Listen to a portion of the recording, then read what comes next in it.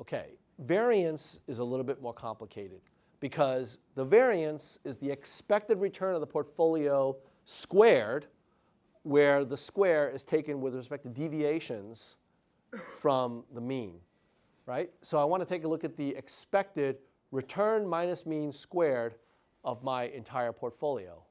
Now, when I take the expectation of the squared term, I'm taking the expectation of that deviation multiplied by itself.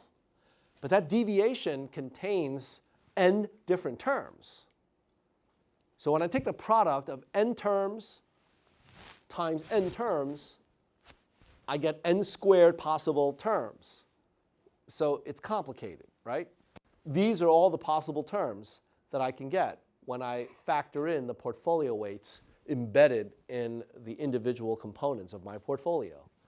So I get these n squared terms, and they consist of my portfolio weights times the covariances, the expectations of these cross products of deviations.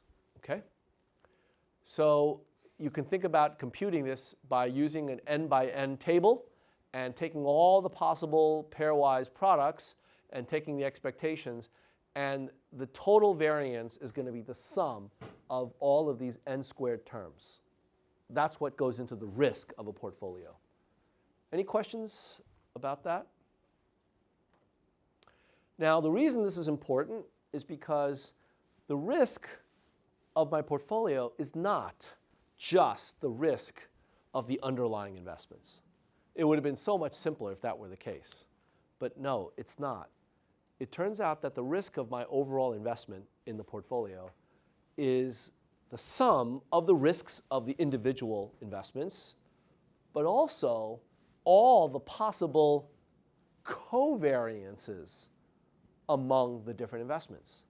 So what matters for a portfolio is not just the risk of my individual assets, but it's how these assets are related. Now, portfolio managers, particularly in the biotech VC space, they know this. And implicitly, they recognize this because when they focus on one particular mechanism for a drug development project, they will try to find the best of that type of mechanism, and they'll maybe invest in one or two. They won't invest in 50 of them at the same time, because that would be very, very much over-investing in the same thing.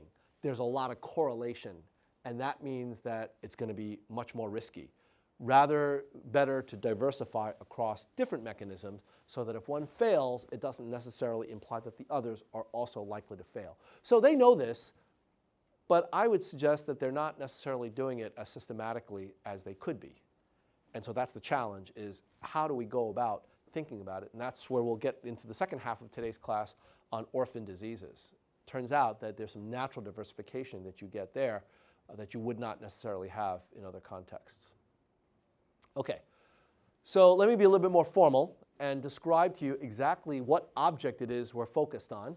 So the variance of the return of my portfolio is simply the variance of this vector of weights times the vector of returns, very much along the lines of what we did for the APT. The variance of that portfolio return is going to actually be given by a quadratic expression here, and that's the weights multiplied by all the possible entries of this covariance matrix and multiplied by the weights again. So it's just a different way of expressing it.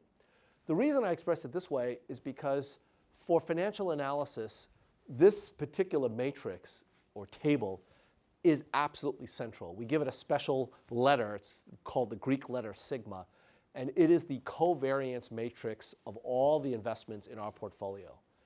A lot of attention is going to be spent over the course of the next few weeks on thinking about different expressions for sigma and how to ultimately estimate it and control it. When you're thinking about portfolio theory, the vast majority of the efforts that we put into that process is controlling the elements of this matrix. So you're going to have to understand what goes into this matrix and how to manipulate it. And we'll see that over the course of the next few classes. Okay, so this is really central. Covariances are absolutely central to managing a portfolio. And another way of thinking about it is if I've got these n squared entries of this table, how many of these n squared entries are focused on the individual risks of the particular assets? How many of them? N. I have n entries focused on the risks. But there are n squared entries in total.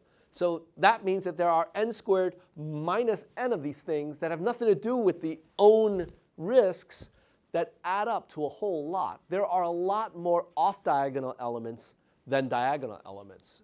That's telling you that for a portfolio, it is far more important for you to pay attention to how these different risks are related rather than to worry about any one of these risks by itself.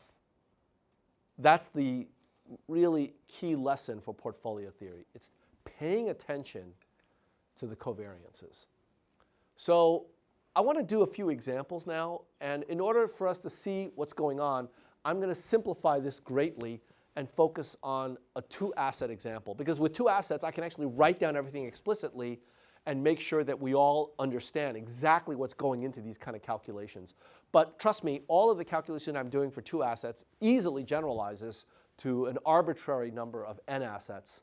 And in a minute, I'll describe to you how that goes. All right? But for now, let's imagine we only have two particular assets, A and B. Okay?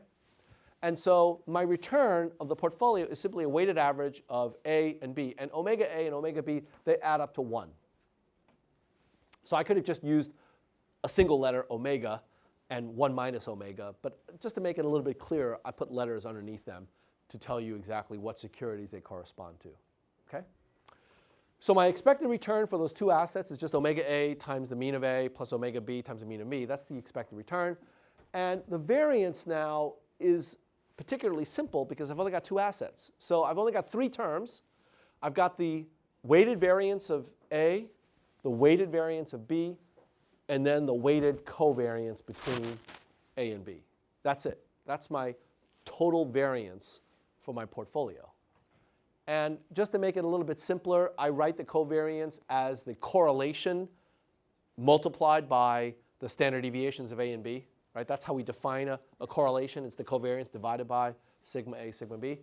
I'll just write it in terms of correlation so that we can interpret the numbers, because correlation always has to be between -1 and 1. So it's a little bit easier to interpret than covariances. Okay? So the first thing to note from this expression is that assuming that the weights are positive and assuming that the covariance is positive, then as the correlation increases, the variance is going up. The more correlation you have between two assets, the more risk you are implicitly bearing. This is why investors are always on the lookout for things that are not perfectly related to their investments. If you can find investments that are related in an opposite way, that will allow you to reduce the risks enormously in your portfolio.